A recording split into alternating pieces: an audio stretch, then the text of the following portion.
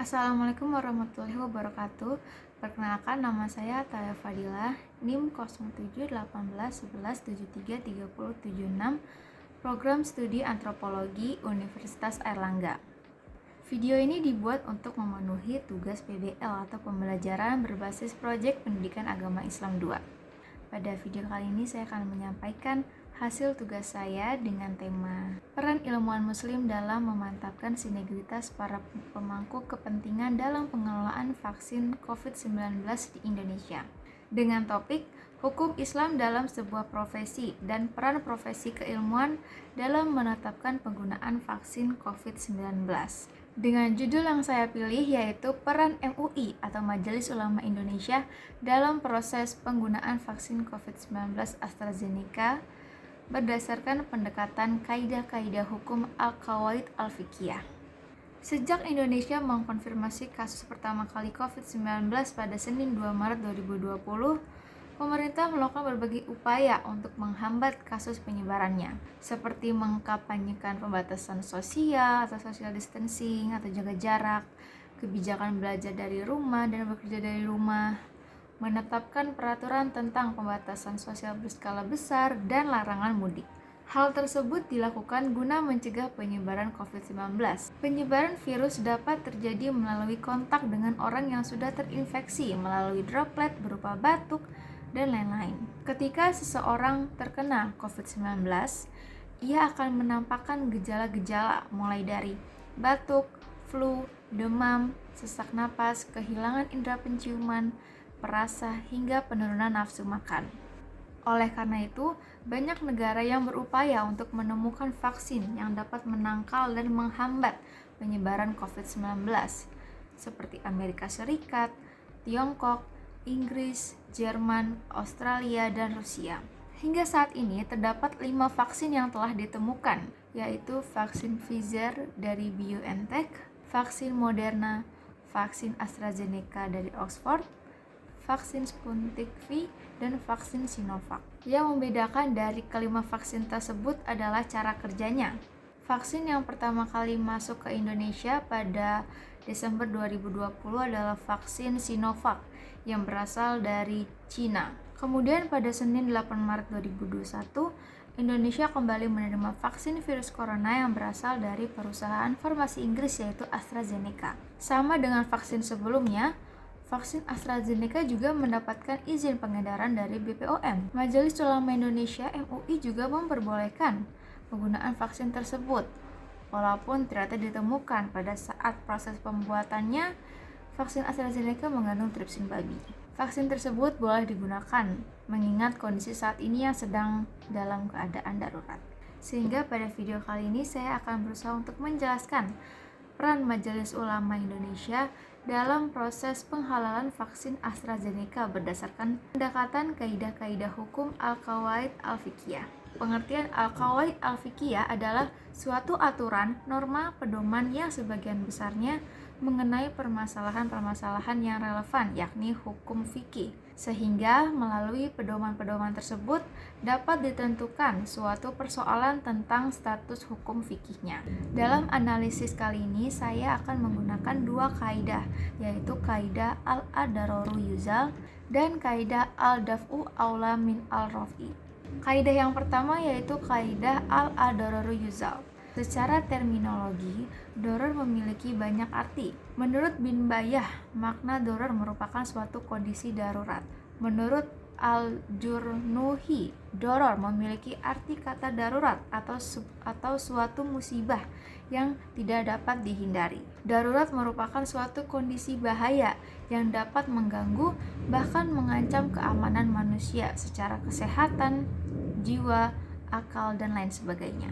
Sehingga al-dororu yuzalu memiliki arti kemudorotan harus dihilangkan. Kaidah ini sesuai dengan kondisi kita saat ini di mana hampir di seluruh dunia terkena dampak dari pandemi COVID-19. Data terbaru per 19 April 2021 telah terdapat 141 juta kasus orang terinfeksi virus corona dan 3 juta kasus kematian di seluruh dunia. Pandemi COVID-19 sangat berdampak pada seluruh bidang dan seluruh lapisan masyarakat. mulai dari bidang kesehatan, pendidikan, perekonomian, dan lain sebagainya. Banyak perusahaan yang merugi dan banyak orang yang mulai kehilangan pekerjaannya. Pertumbuhan perekonomian juga sempat mengalami penurunan sehingga ekonomi Indonesia mengalami kontraksi atau minus sebesar 5,32% dibandingkan dengan tahun sebelumnya. Oleh karena itu, sebagai manusia yang dianugerahi oleh akal dan pikiran oleh Allah Subhanahu wa taala, setiap manusia harus berusaha untuk menghilangkan kemudorotan, dampak negatif serta bahaya yang disebabkan oleh COVID-19. Salah satunya ialah dengan memanfaatkan perkembangan teknologi pada bidang kesehatan atau pada bidang kedokteran, yaitu dengan cara menciptakan vaksinasi yang kemudian digunakan oleh seluruh manusia sebagai bentuk usaha untuk menghilangkan kemudorotan dari virus tersebut. Salah satunya adalah penggunaan vaksin AstraZeneca.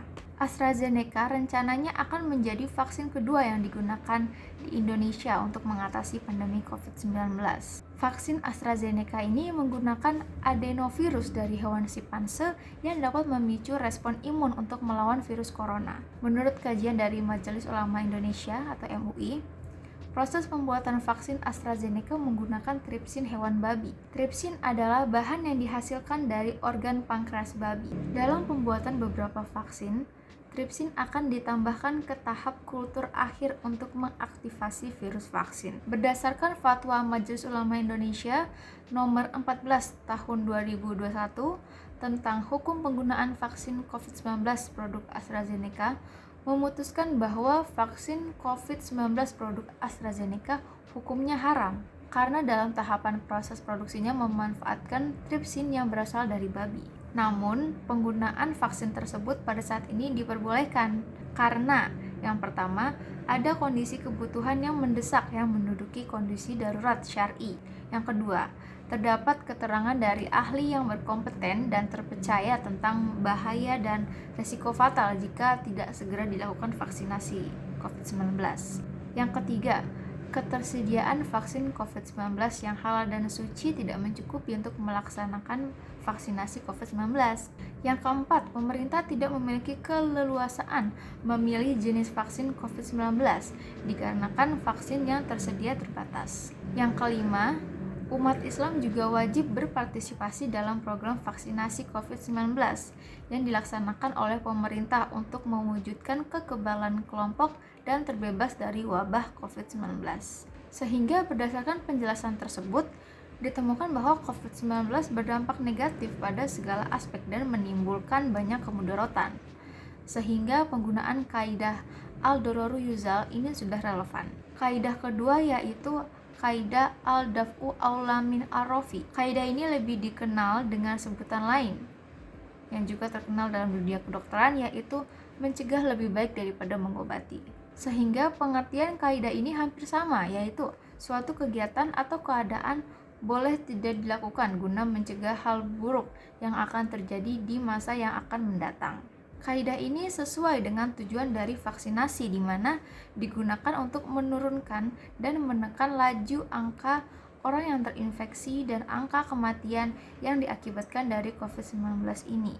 Dalam Islam pun diperintahkan untuk menjaga diri, atau sebutan lainnya yaitu hifz al-nafs, sehingga ketika COVID-19 atau wabah mengancam bahaya diri manusia, maka sarana untuk mencegah hal tersebut yaitu vaksinasi. Dari keseluruhan penjelasan tersebut, dapat disimpulkan bahwa kehalalan vaksin AstraZeneca berdasarkan Fatwa Majelis Ulama Indonesia nomor 14 tahun 2021 tentang hukum penggunaan vaksin COVID-19 produk AstraZeneca, hukumnya haram karena dalam proses produksinya atau dalam proses pembuatannya memanfaatkan tripsin babi.